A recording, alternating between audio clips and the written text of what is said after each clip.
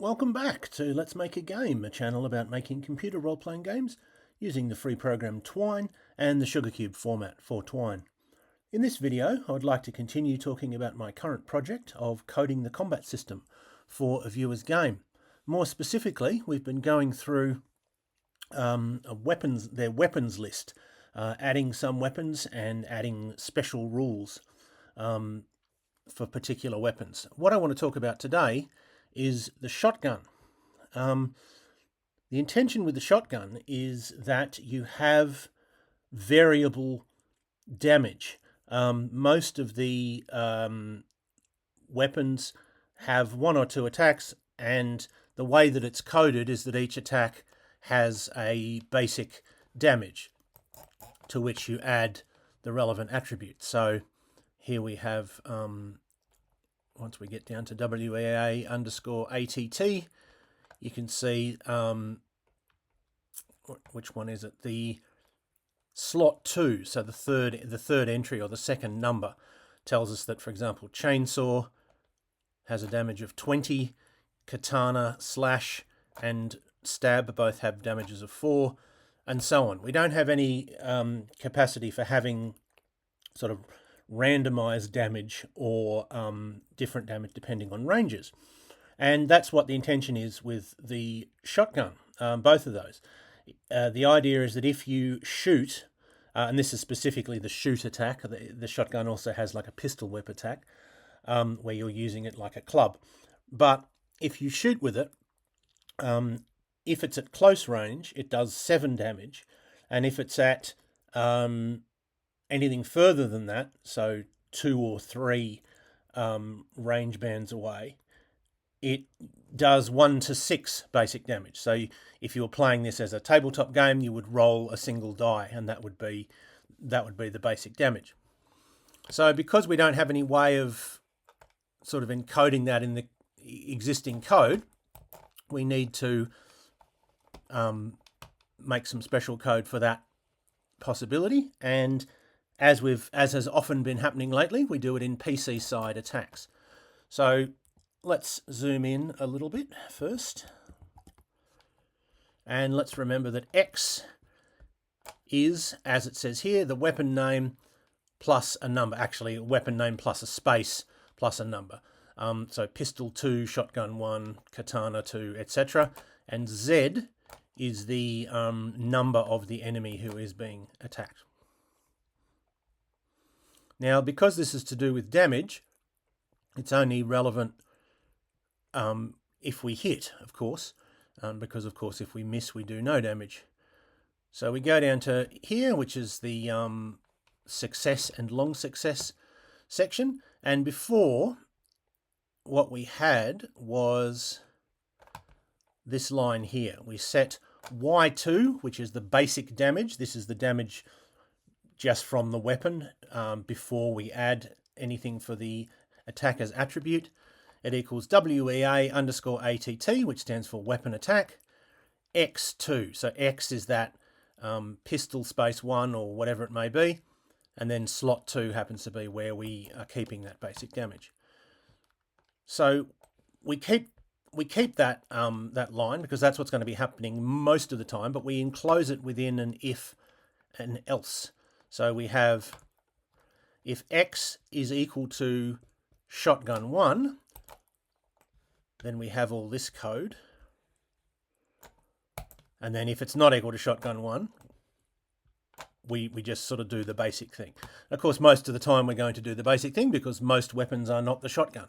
And even if we are using the shotgun, we might be using the other attack. So we have this code that's specially just for shotgun 1. And then we have a little note here that reminds us what's happening. When shooting with a shotgun, damage is 7 at close range and 1d6 at further ranges. So what we're going to do is we set Y2, which is the basic damage.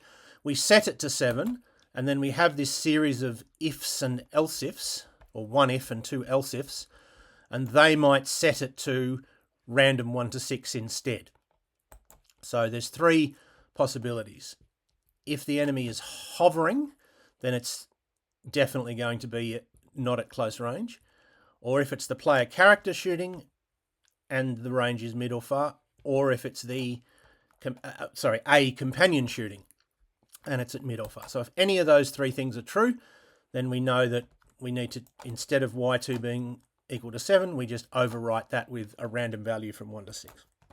So if the enemy's hovering, well, that's pretty straightforward. We just say if NME Z4 is equal to capital Y. NME Z4 is the slot where we keep track of whether they're hovering or not, and it's not a number, it's a piece of text, capital Y or a capital N. So if that's the case, set it to 1 to 6. Else if $I underscore who is equal to 0, well, I underscore who is who has initiative. If it's equal to 0, that means the player character is the one acting. And math.abs NMEZ3 is greater than 1. So what does that mean? Well, NMEZ3 is the position of enemy number Z. NME, of course, stands for enemy. And, well, it doesn't stand for enemy. It's short for enemy. And it's always in relation to the player character. The player character is always at position 0. So therefore, it's easy to work out the range between the player character and any given enemy. If they're at position 2, well, they're 2 range bands away from the player character. If they're at position 1, they're at 1 range band away from the player character. So why do we do this math.abs? Well, math.abs is the absolute value because there's a very small chance, there's a specific combat where a giant mosquito appears behind the player character and their companions, and therefore the mosquito can have a negative value in this slot of the NME array. And if that's the case, we want to find the absolute value, which means that if it's a negative, you multiply it by -1. So if they're in position -2, we multiply that by -1 to get 2, and they're 2 away from the player character. So this boils down to saying if the player character is acting and the enemy that was hit, because this code only happens when there's a successful hit. If the enemy that was hit is 1 range band away from, sorry, other way around. If the player character is acting and the enemy is more than 1 range band away from the player character, then set y2 equal to random 1 to 6. So that covers the player character, but of course this PC side attacks passage is used by both companions and the player character. So we need to have some code for if it's a companion, and this is that's what this is up here. Else if I underscore who is greater than 0, so it'll be equal to 1 or 2, with 1 meaning companion 1 is acting and 2 meaning companion 2 is acting. So if that's the case, and this quite long bit of code. So what is this? Well, again, it's the absolute value. It's math.abs something, but this time the something isn't just one entry, and the reason for that is because the companion is not necessarily at any particular place. They're not always in place 0 or 1 or -1 or whatever. They could be anywhere. So we have to find the distance between where the companion is and where the enemy is. So we look in com I underscore who 3. So just as enemy something 3 is the position of that enemy, so com something 3 is the position of that companion.